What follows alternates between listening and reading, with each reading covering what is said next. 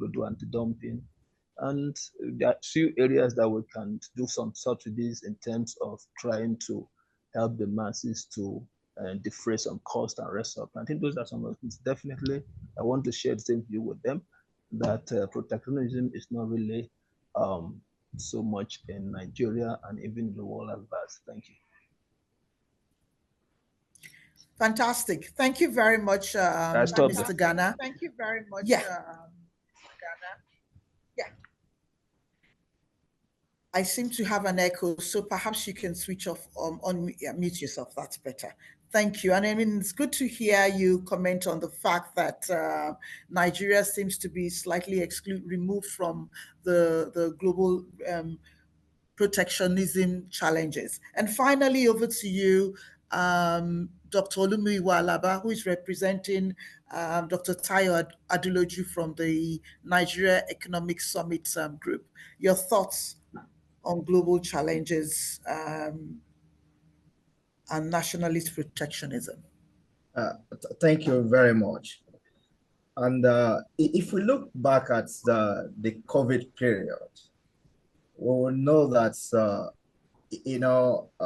every country compulsorily had to look inward because of the breakdown of the global logistic chain, which means there's a shutdown of the entire world completely, and you just have to look inward. And that brought about the notion of new nationalism that says you need to look around yourself if you must survive. So I think some of the things we should be looking at is that how do we direct foreign investment into the local economy to make sure that in case there's under COVID, how do we survive? So there should be a new thinking. There should be a dynamic thinking on, how to enable investment into production for trade, for survival of individual economy. And we would know that, like I used to say, everything in the world is trade. And we saw that during COVID that even the air we breathe is trade. So there should be new thinking about what trade is and how trade can be positioned. One, for not minding how integrated the world is, when it comes to COVID, regional integration broke down, which means every country must position itself for survival.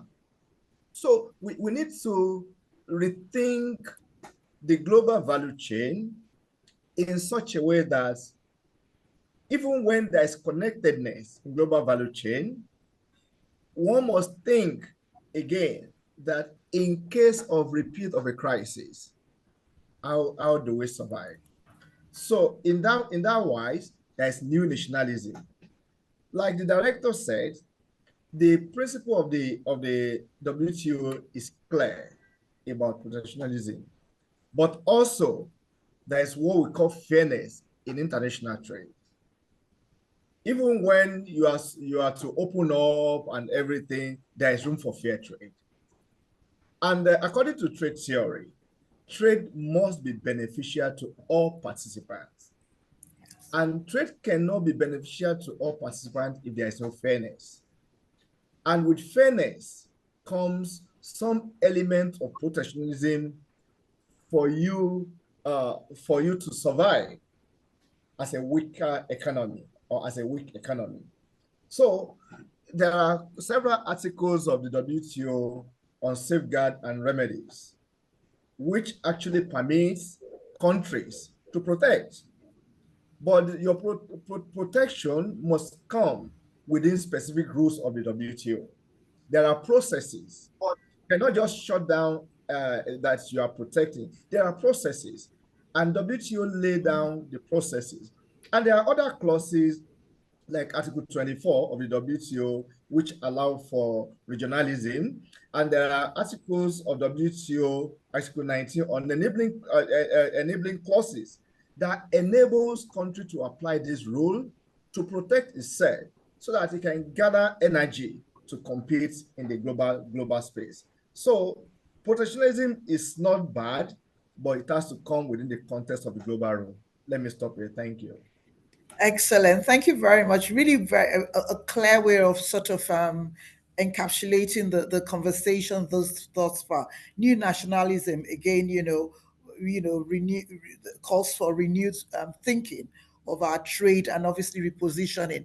COVID has certainly taught all of us a lesson, and it is clear that we really need to start creating an environment for fairness and beneficial trade across the globe.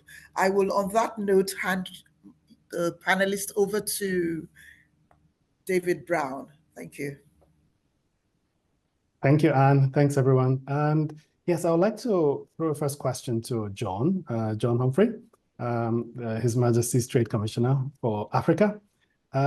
There's a wonderful publication your office ran earlier this year, John. Earlier this year, you released the Trade and Investment fact sheet with figures for the four quarters ending on Q2 2023. And that's fact sheet for Nigeria and UK trade. And it shows the trade between Nigeria and UK was about £6.9 billion, and 11.3% growth from the prior period. 4 billion of that, £4 billion was UK exports to Nigeria, and 2.9 billion UK imports from Nigeria. And actually, that was a 30% increase from prior year. So we're increasing our exports to UK from Nigeria. So as the UK Trade Commissioner for Africa, what is your assessment of Nigeria's current trade and investment landscape? And where do you see the most promise for UK-Nigeria economic cooperation?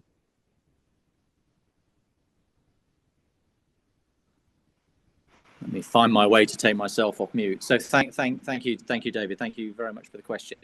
So I think that, and again, I'm hoping everybody can hear me, because as soon as I put my camera on, everything sort of freezes at my end. So my apologies, everybody. You can, great. Oh, that's really, really good to know, actually. So yeah, I mean, I think that, as you rightly pointed out, there's a significant amount of trade between the UK and Nigeria, and that trade is on an increase. I think one thing I would say is that a lot of, relatively large percentage of our trade is what I would call in what we term erratics. So that's, so crude petroleum or refined petroleum, and sort of more generally, if I look across the continent, a lot of trade is still in areas like minerals and what have you. So I think one of the things that I'm really keen to do, I think in my role, is to see a diversification of our trade generally. So to trade, to see more trade in, if you like, value-added services, value-added goods, if you like, that sort of normal sort of economic relationship between, between two economies. And in that sense, I mentioned earlier on being very optimistic, but I think, there's a scale to Nigeria and already a level of diversity in the economy, which I think sort of bodes well for our relationship and for the future. And it's quite interesting talking to my team in Nigeria, and they work on quite a wide range of different sectors that are sort of particularly strong. So we see a lot of growth in IT and telecoms. The creative sector in particular is another sector where we see quite a lot of growth, and of course sort of clean energy and whenever there are infrastructure projects. So, from my perspective, I think that trade is positive. You can see that it's growing. But I really think there needs to be a sort of diversification of that trade away from the sort of, what I would call erratics, which are very, very subject to changes in commodity prices.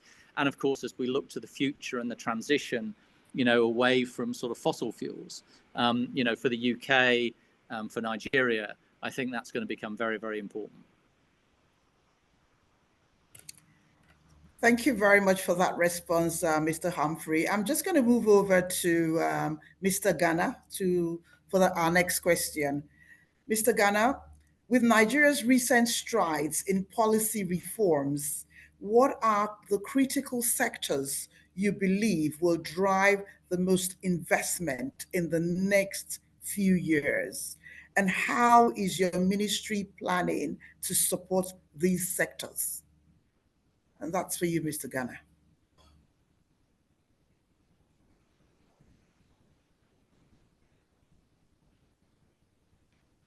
I hope you're still on.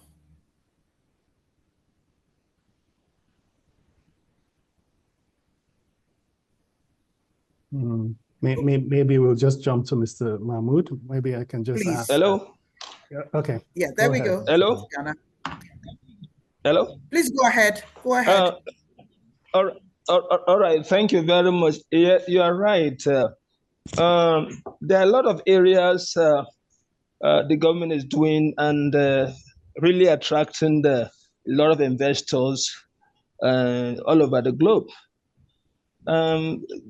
Mostly the areas that quickly look at is the agriculture sector. We have a lot of prospects where a lot of countries actually having bilateral relations with Nigeria.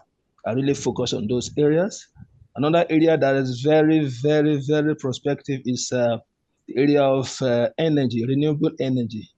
Renewable energy, really, really they're interested in that area, renewable energy, and definitely attract so many investors.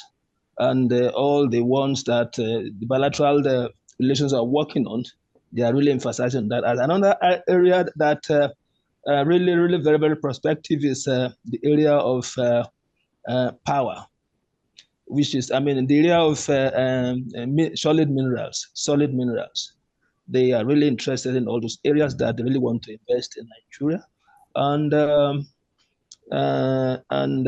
these are some of the areas that are very, very promising that they have really indicated an interest that they want to invest in Nigeria. Thank you.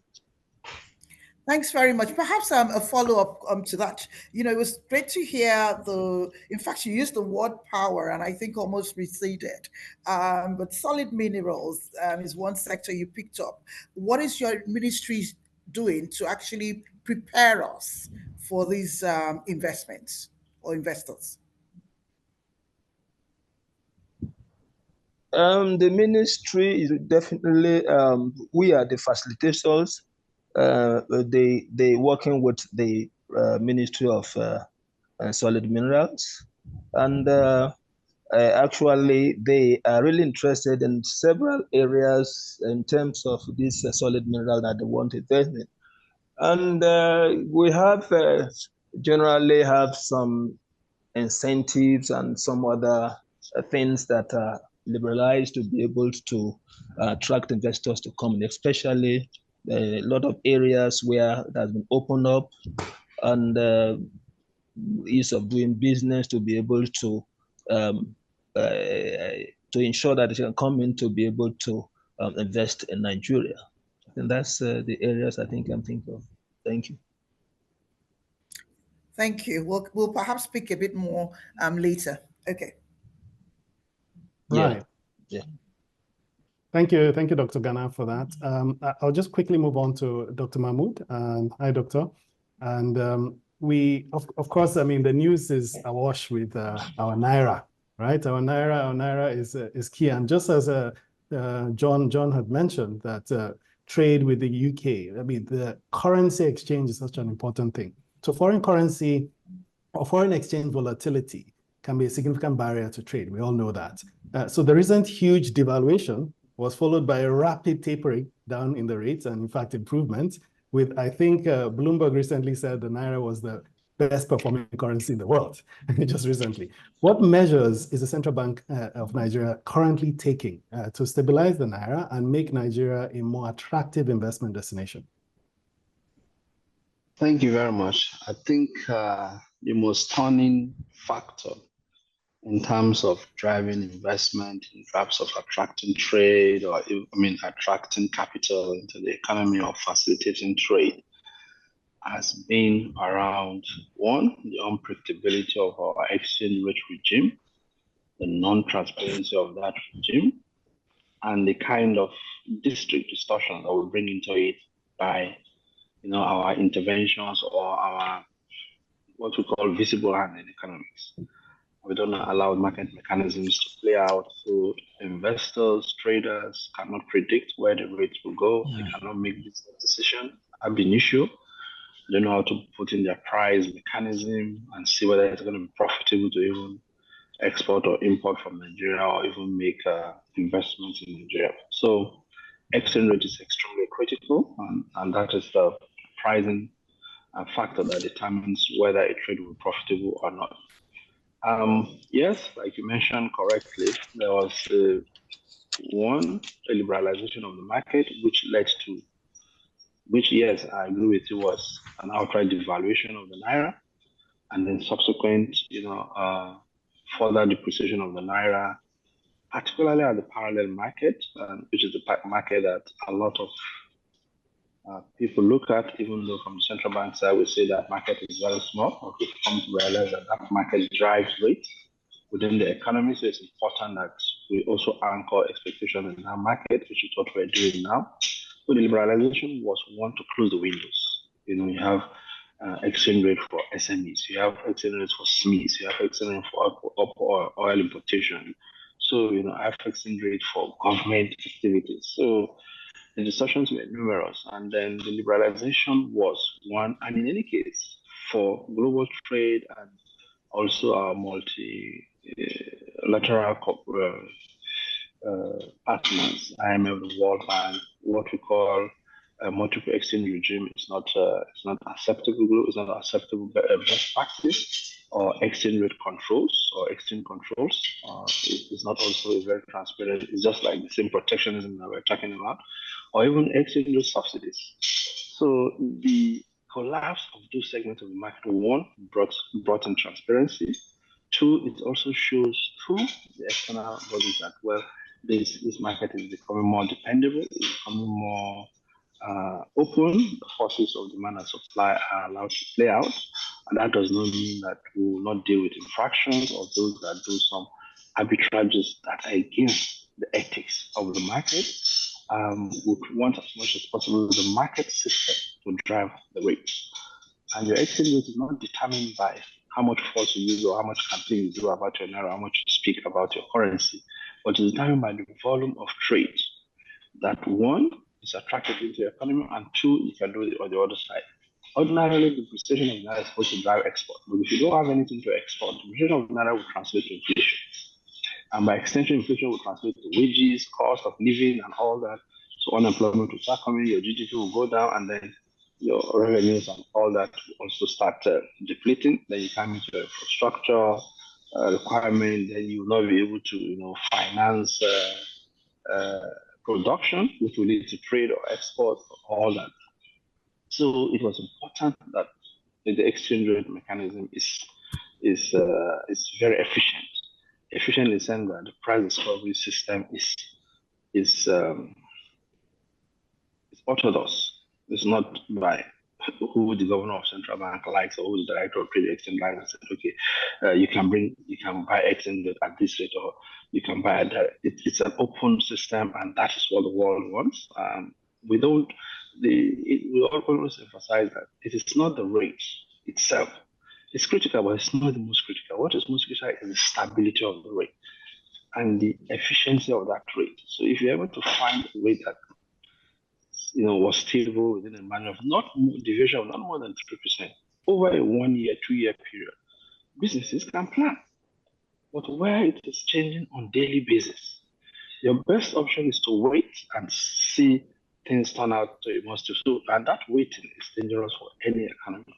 So in terms of the reforms that have happened in the exchange rate regime, one, the liberalizations has led to the price discovery mechanism. We see the rate coming to where we think it is, a reflection of the fundamentals of our economy in terms of our size, in terms of our reserve base, in terms of our trading partners, in terms of the potentials of the economy. We'll continue on this part in terms of sustaining the measures.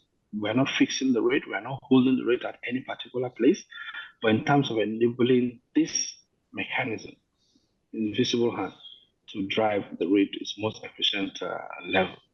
Issues of favoritism, special rates are all gone. Infractions around ethical market, professional market behavior will be dealt with decisively and also open to the public to know, so that others can learn from it, that This is not a place that you can do what you like. There are rules here, and the rules must be followed so that people can have the trust and confidence in our economy and in our market mechanism and bring in their capital and trade with us. Thank you. Thank you very much. I can see John's hand up, and I'd allow him to sort of perhaps give his perspective to it. Please proceed, John. So thank you very much, Anna. I'd really like to just really echo what Dr. Mahmood has said. I think that I come mainly from a business background, actually, rather than a government background, and I think stability in planning, being able to understand where exchange rates are, availability of foreign exchange, all of those things are absolutely vital. And I think you're right. There's a period of adjustment. But at some point, the naira will find its level based on its sort of fundamentals, and I think that will sort of fundamentally transform, the situation for investors, both in terms of stability and understanding, because you then start to understand what are the factors that are actually driving the changes in exchange rate, and business people can sort of take account of that. And then, of course, also if the market is open in that way, I think the availability of foreign exchange and things like that, which is a significant problem, becomes much easier. I think one thing we haven't sort of touched on in this sort of conversation is the sort of differences, the impact that, currency deflation and interest rates have on, particularly on investment. If you're investing in hard currency into a local currency, and there's a currency deflation, you have to sort of run in terms of your sort of business performance in order to generate the returns that you need. So I think this is a challenge, generally speaking, across the continent in terms of attracting investment. And I think that's actually made worse at the moment because, of course, interest rates, generally in other parts of the world are also quite high because of inflationary pressures at the moment as well. So I think that makes it more difficult as well. But I mean, just really to emphasize and echo what the doctor has just said. Thank you very much, maybe John. I should just add on that quickly, Reno, because John raised a fundamental issue, and I can understand where it's coming from. Right now, our inflation is about 32%. This policy rate is still around 27.5%, which is technically a negative real interest rate regime. This is not good for attracting investment because compared to that, the cost of bringing in the funds is not commensurate with the gains you get in terms of when you want to repatriate the fund. And if you want to make some hedges against those kind of losses, it also comes at a premium. So what the bank is doing, and that's why we see now in the monetary policy space, what we call aggressive tightening. In the last 2 months, policy rate was increased by 600 basis points, which is 6%, just to close the gap between the inflation number and the interest rate. The policy rate is just feeding into the other market rates, money market, whether in the fixed income, money market, or even in the capital market or asset prices rates. So the narrower that is and also overlapped with positive regime, the better in terms of investment attraction, both domestically and externally. So the point John raises is very critical. We are working towards that. But also remember that there's a level to which you can tighten. There's a level to which you can increase interest rate within an economy so that you don't also collapse the economic system, the banking system, the ability of other small, medium enterprises to have access to loan or finances and all that. So it's kind of a cascaded process. You go gradually, but immediately the disinflation starts coming in. Disinflation meaning that inflation numbers start going down, which we expect by May. Then you will start seeing that interest rate, even if we're stable, even if we're static at a point, so long as inflation is going down rapidly, then you start seeing a positive real interest rate regime, which is very, very important. I just needed to add this from the monetary policy perspective. Thank you. Thank you very much for that. I mean, and I think it's really useful to listen to the multiplicity of interventions.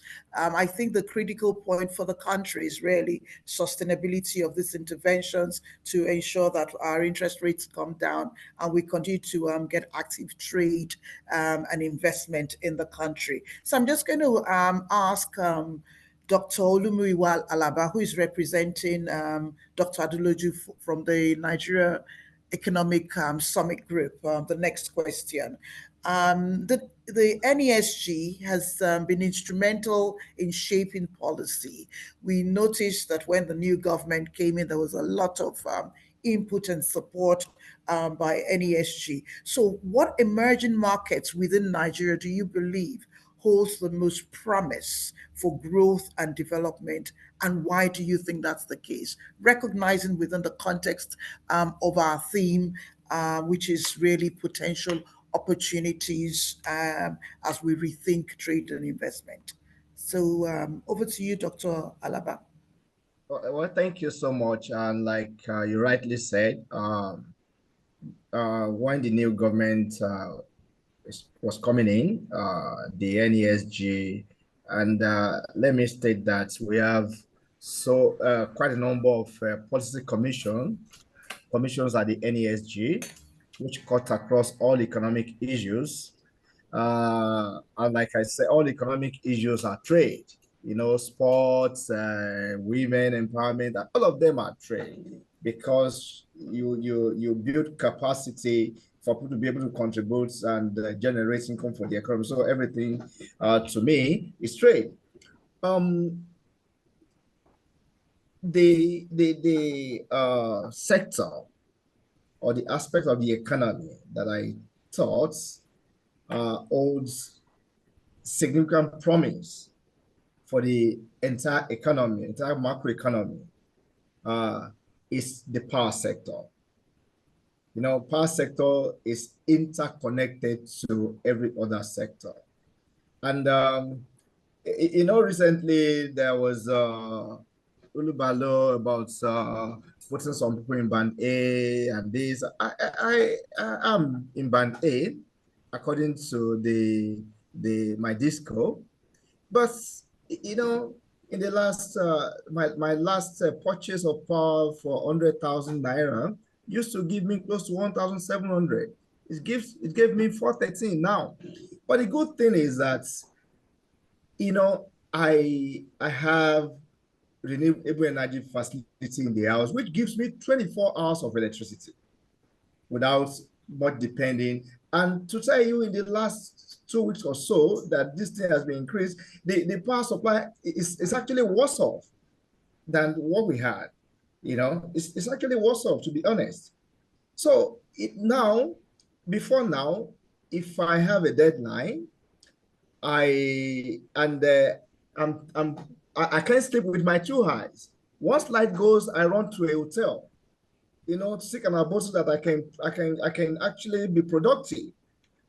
So NESG, as part of the intervention, did a study on renewable energy during the tenure of Minister of Power, Fashola, because there were controversies as to whether renewable energy actually holds any benefits for the economy. They don't seem to be able to assess and understand what will be the value addition, the cost and benefit of renewable energy. But NESG did a study that showcased what the benefits of renewable energy can be in an economy, how renewable energy can actually drive down the cost of energy and make energy provision, readily available for both household and the industry. Because without energy, there's no trade. Without energy, there's no trade. Because beyond our exports, we have been crying about diversification. And the issue of diversification is actually not today. When the Obasanjo's government created the NEPC in 1976 or 1977, the idea was that, this oil will not be sustainable. Let's look at elsewhere. And that was why Nigeria Export Promotion Council was actually created, to look at the non-oil export side. But we have been doing the primary product exports. And the countries that actually progress are the countries that actually process. And how do you process without access to energy? And that study have actually changed the dynamics of energy provision and made government look at energy mix for Nigeria. And the government is still working on what the energy mix could be that will optimize the gains from production and trade in Nigeria. And I'll give an example of a young man. His name is Aminu Iyako in Taraba State. He runs a milk factory, which largely dependent on off-grid energy provision. He has 5 megawatts of electricity powering the firm. And in his word, he's dealing in milk. And he said, between the time you milk a cow and the time you are able to preserve it for the market, you have 2 hours in between. That if you cannot get the milk to 4 degrees centigrade within that 2 hours, the milk will go rancid and you might actually lose your market value. But with the provision of renewable energy, 5 megawatts, it was able to provide fresh milk. And we know the economics of milk all over the world, you know, and the milk is actually the key perishable. So he has created a value chain to the farmers. And if you look at the Northeast and Co, you know, an average farmer has between 5 and 150 cows. So he created aggregation center for the cows. You make the cow fresh, you bring it to aggregation center that is also powered by renewable energy. And you are able to get the milk to 4 degrees centigrade and then transfer the milk to the cost center.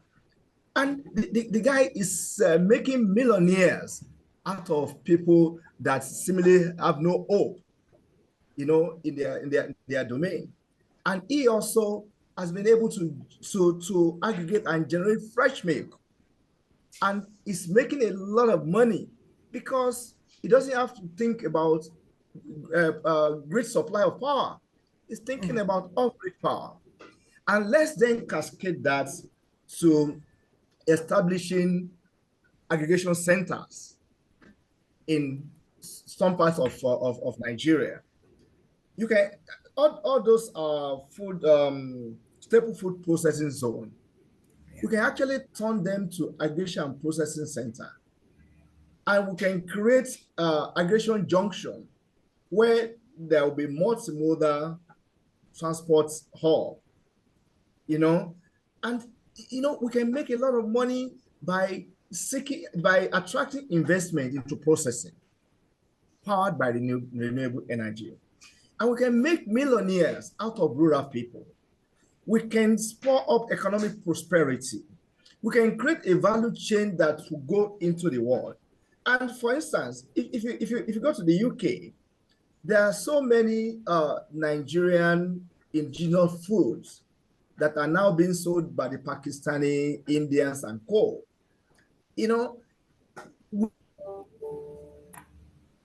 we need to really sit down and plan and have a master plan and create value chain for our, the raw product that we just export anyhow.